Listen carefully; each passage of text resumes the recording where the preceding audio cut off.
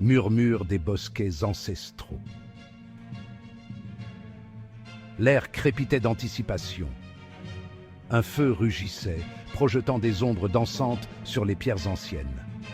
Au cœur des Alpes suisses, cachées du monde moderne, se déroulait un rituel ancestral. Ce n'était pas un rassemblement ordinaire. C'était une convocation des druides de Gaïa, une société secrète dont on murmure qu'elle aurait manipulé le destin des nations pendant des siècles. Leur existence, longtemps considérée comme un folklore, était désormais une réalité troublante. Pendant des années, des rumeurs ont circulé parmi l'élite mondiale, des murmures d'une cabale obscure tirant les ficelles de la finance mondiale. Ces murmures parlèrent de rituels occultes et de pactes ancestraux, de fortunes gagnées et perdues au gré d'une force invisible. La source de ces murmures, les druides de Gaïa. Leur résurgence, après des siècles de silence, a glacé le sang des plus blasés des courtiers en puissance. Les druides de Gaïa, cependant, ne se contentaient pas de murmures. Ils étaient avides de pouvoir, d'influence et de contrôle. Leur objectif n'était rien de moins que la manipulation complète de la bourse suisse. Le contrôle de ce centre névralgique financier, pensait-il, leur donnerait la domination sur l'économie mondiale. Le monde était au bord du précipice.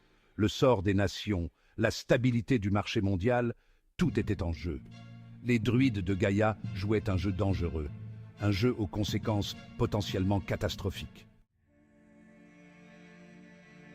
Écho d'une foi oubliée. Les origines des druides de Gaïa sont entourées de mystères, perdus dans la nuit des temps. Certains érudits font remonter leur lignée à l'ancienne prêtrise celtique, les gardiens des bosquets sacrés et les dépositaires d'une sagesse oubliée. D'autres pensent qu'ils sont une ramification d'une tradition encore plus ancienne, qui précède l'histoire écrite. Leurs croyances sont un étrange amalgame de paganisme, de culte de la nature et de rituels occultes. Au cœur de leur foi se trouve la croyance en Gaïa, la terre-mère, et son pouvoir d'influencer le monde matériel. Ils croient qu'en puisant dans l'énergie de la Terre, ils peuvent manipuler les événements à l'échelle mondiale. Cette manipulation s'étend au monde de la finance. Les druides de Gaïa voient le marché boursier comme un organisme vivant, ses flux et reflux reflétant les rythmes de la nature. Ils croient qu'en exploitant l'énergie de la Terre, ils peuvent prédire et contrôler ces rythmes, amassant ainsi une richesse et un pouvoir incommensurables.